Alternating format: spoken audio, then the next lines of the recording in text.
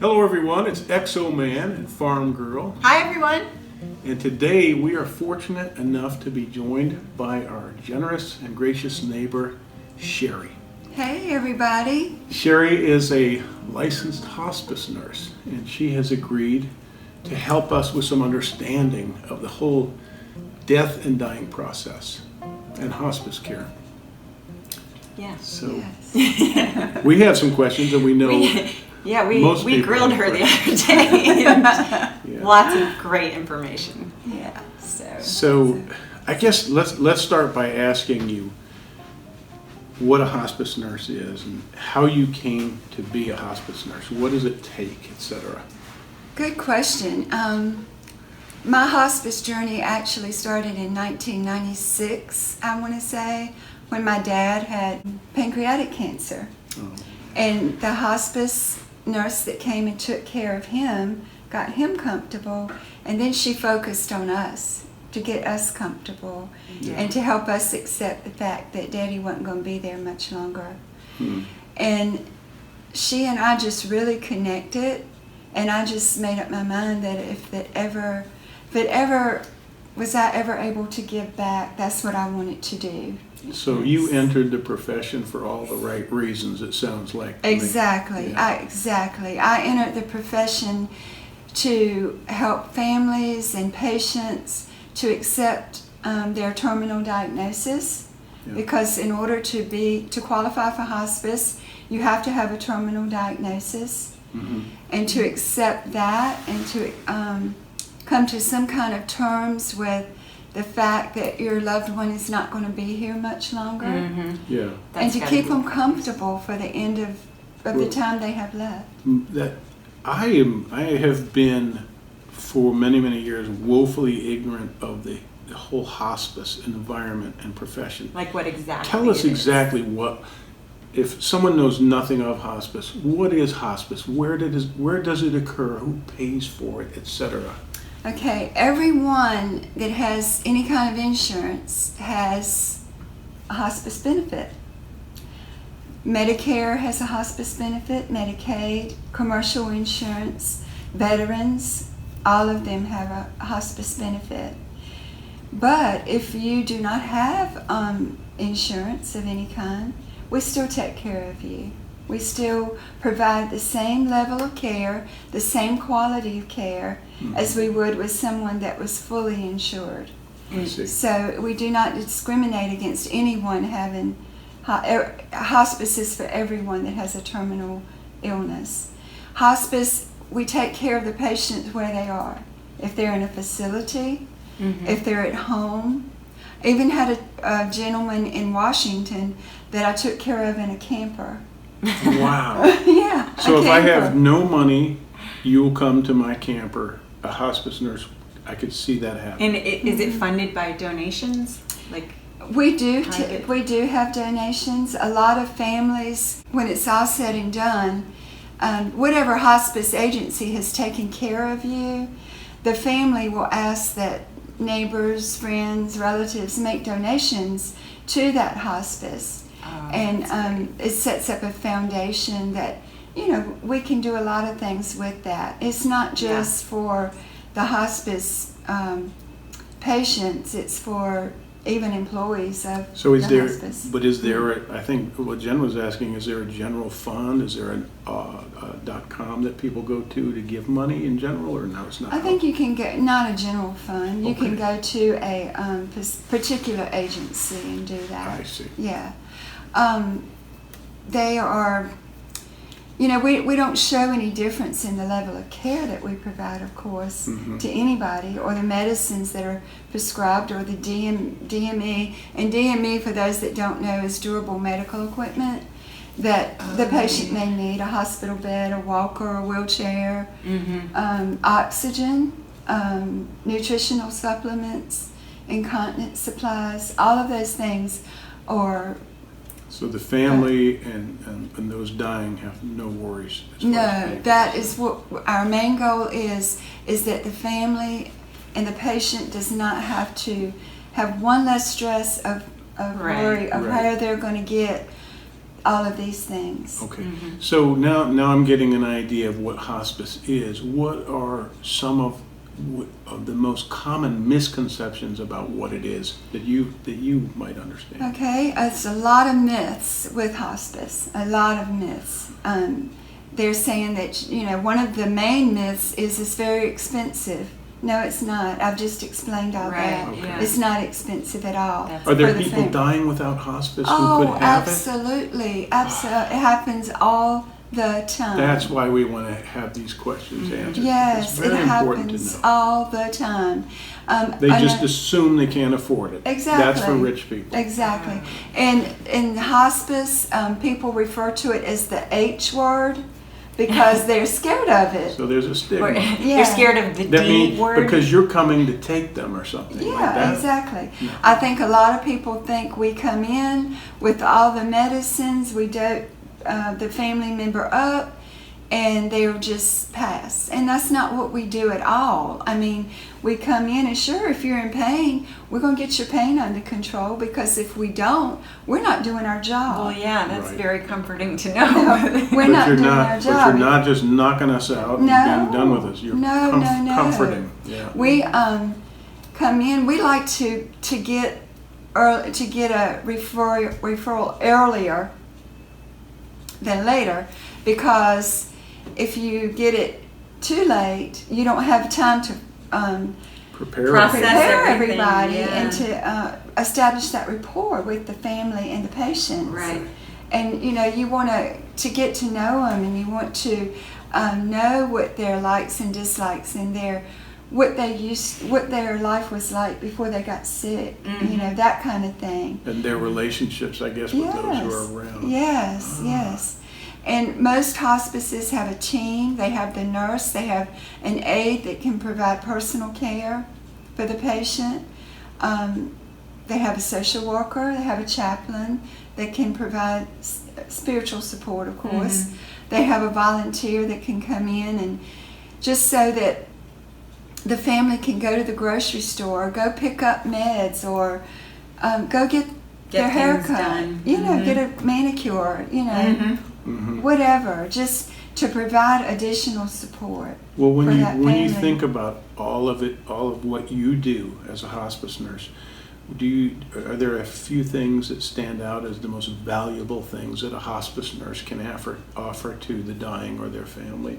The most valuable thing that a hospice nurse can offer is her time, her compassion, her empathy. Yeah, that's what we need then. Yeah. So- I mean, That's why you're perfect for this. I would agree. Thank you. She's awesome.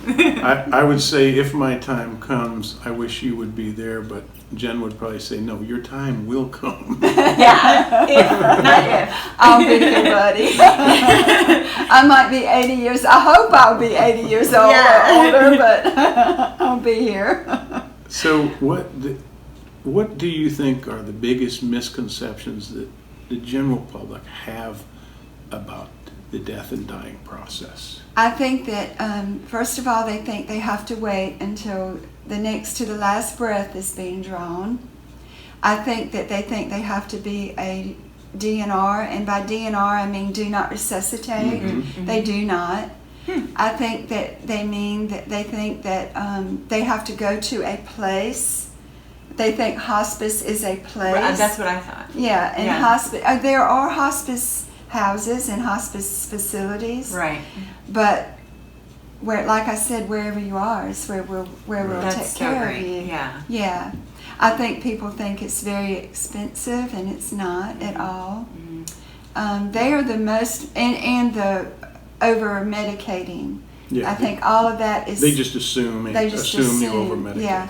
And I think that they also assume that they're not going to be able to come off hospice once you're on hospice, and that is so not true.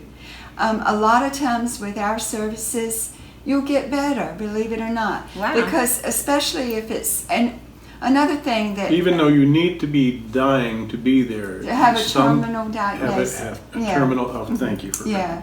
You have to have a terminal diagnosis, but some people actually. They get Come better. through. I call it they graduate from hospice. That is wonderful to know. Yes. Because they get that pampered should be so much. reassuring to It everybody. should be It very should be- reassuring. Yeah. Yeah. Because, and it doesn't just have to be cancer. You could have COPD, congestive heart failure. My mother died of both of those. Yes. Yeah. You could have a stroke, any of the Alzheimer's, dementia, all of that. ALS. Or all ALS, yeah.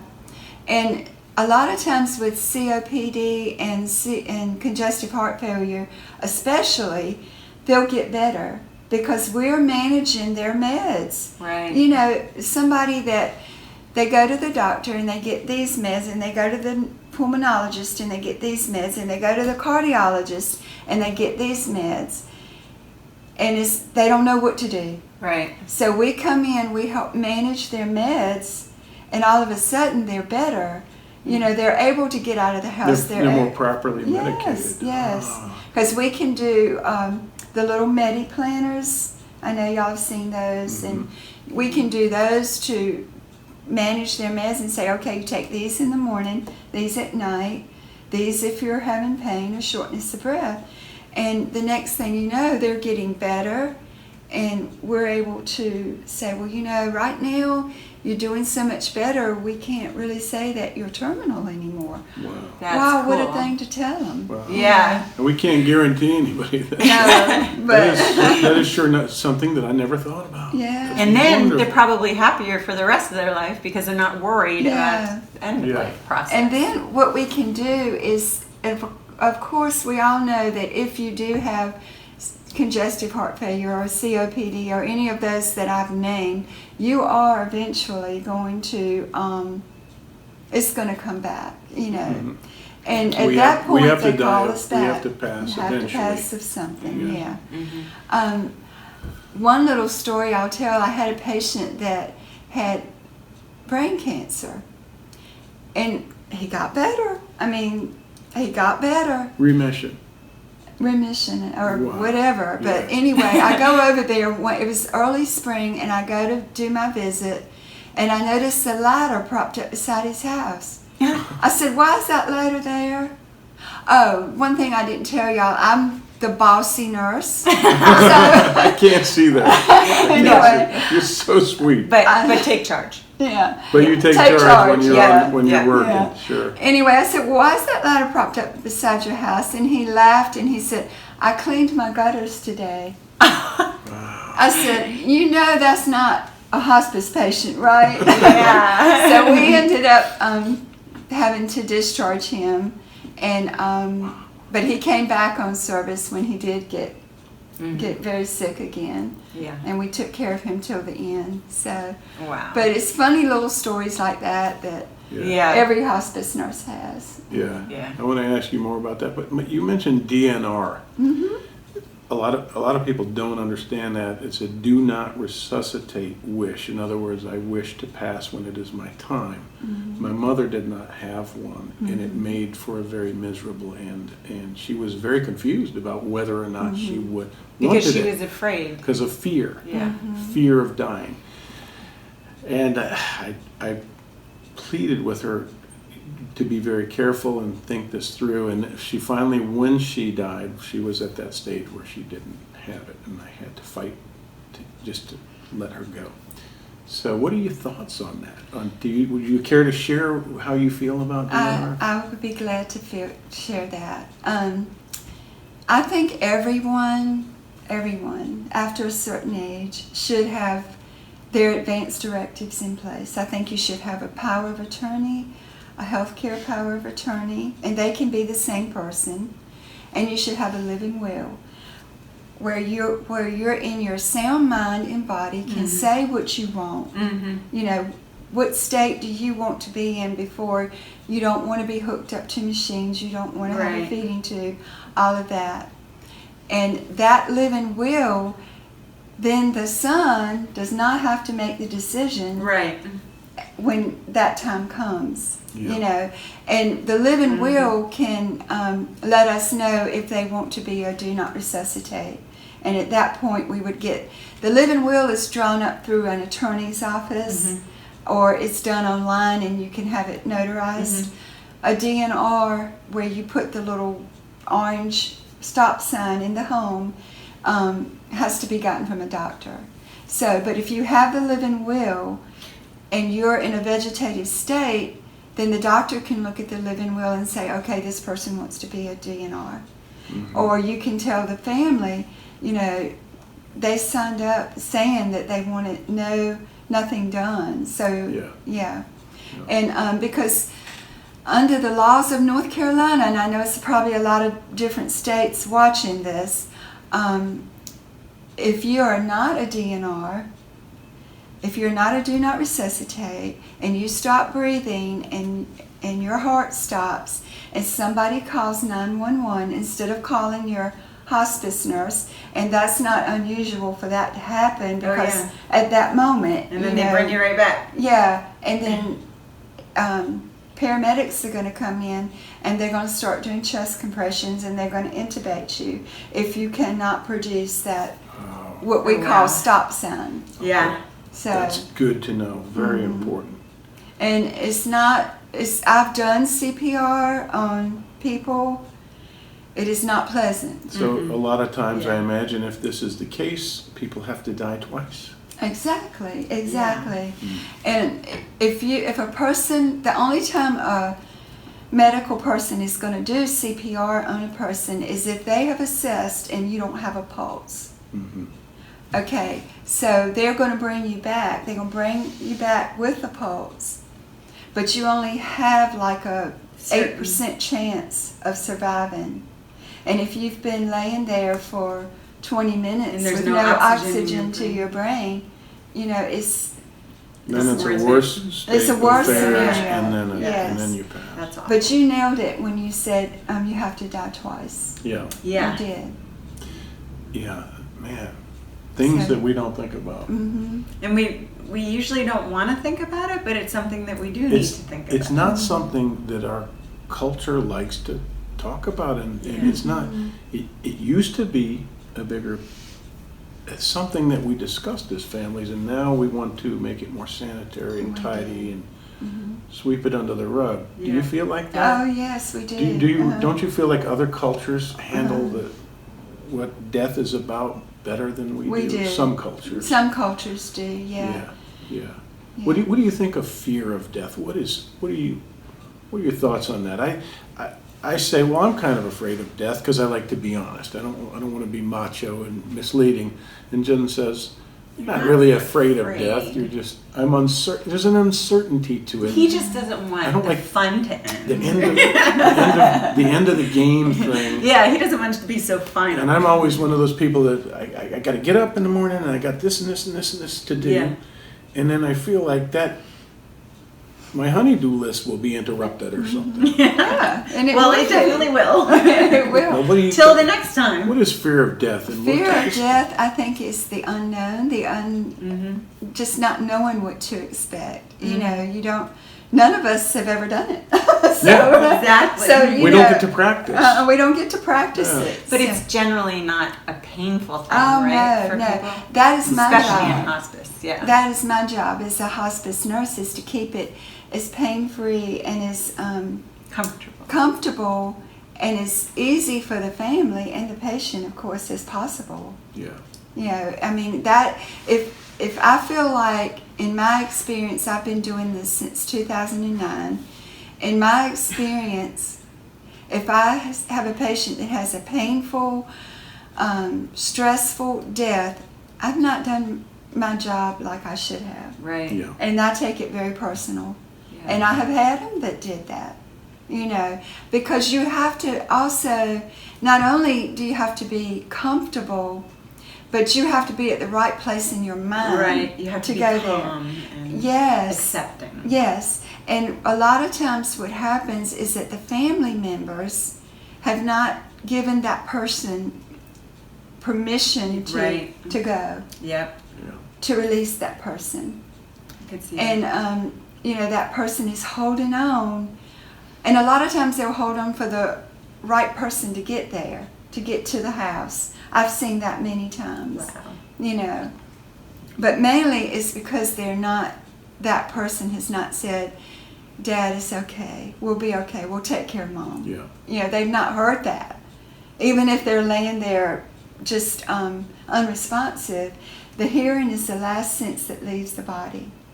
And The last sense that leaves the body. imagine this sounds to me like this might be one of the important reasons that these people are properly pain medicated, so that they're not just a vegetable and the process can't happen naturally. Yes. So that Exactly. it's a thought process. Yeah. as well Oh, yeah. as Yeah. The Yeah. ending of body functions, right? Yes.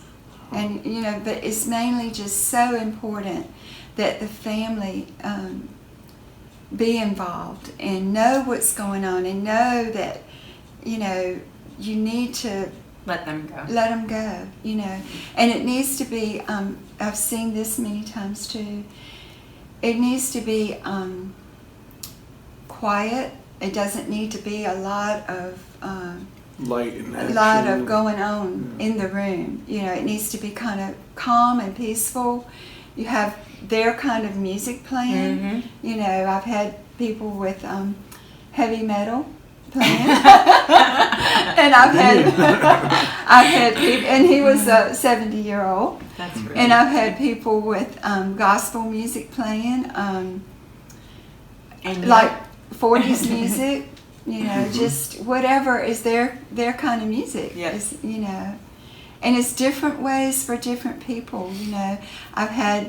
I've done a lot of different cultures. I moved here from a small rural area, and there was an area there with some American Indians there, and they were totally different. And so you'll see different cultures do things different ways. But it's a very rewarding career. It's very intense, I'm sure. It's tense. Yes, it's Yeah. very intense. That was one of my questions. How does a hospice nurse Take care of herself. exactly? You Yeah. deal with Mentally, heartache Yeah. and pain and on a daily basis. How do you not get depressed and overwhelmed? Is there a technique or? Well, you do get depressed. You do shed a lot of tears. You hurt just like they hurt at times. You feel like you do anyway. But then you have to have that place where you put that, and you have to take care of yourself. You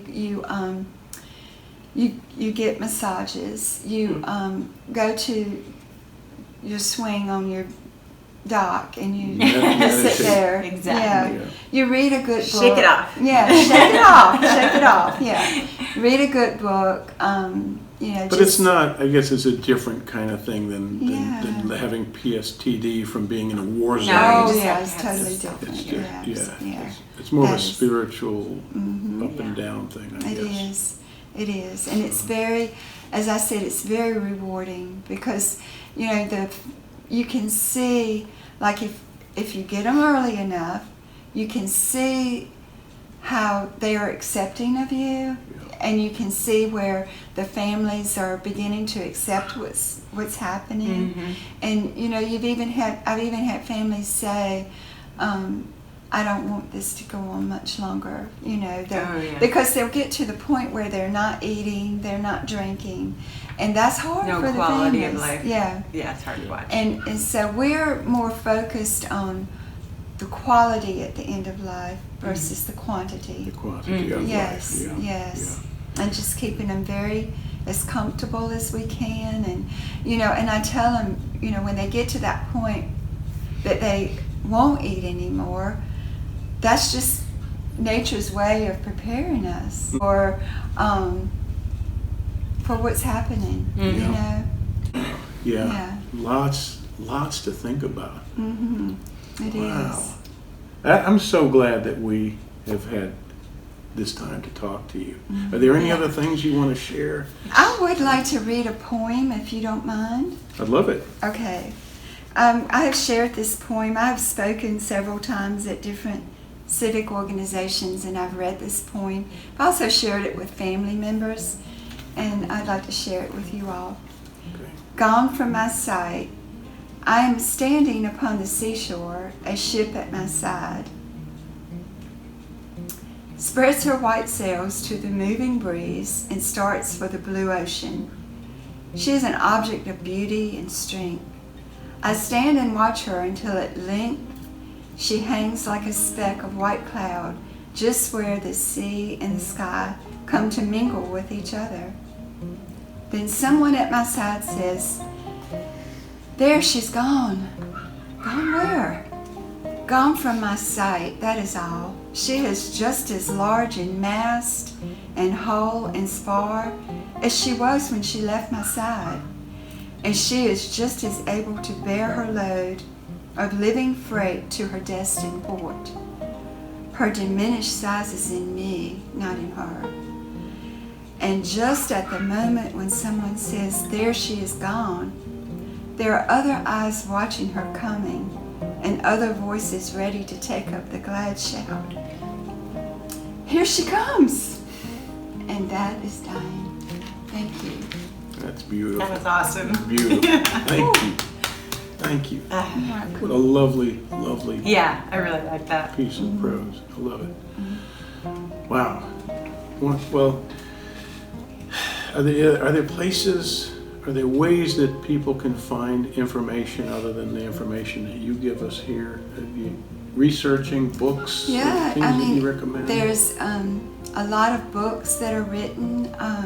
Unfortunately, I really can't think of them right now. But I'm sure if you did a But, Google search, but you it'd do a probably be Google search and for the dying process, yeah, dying hospice. process, yes, Mhm.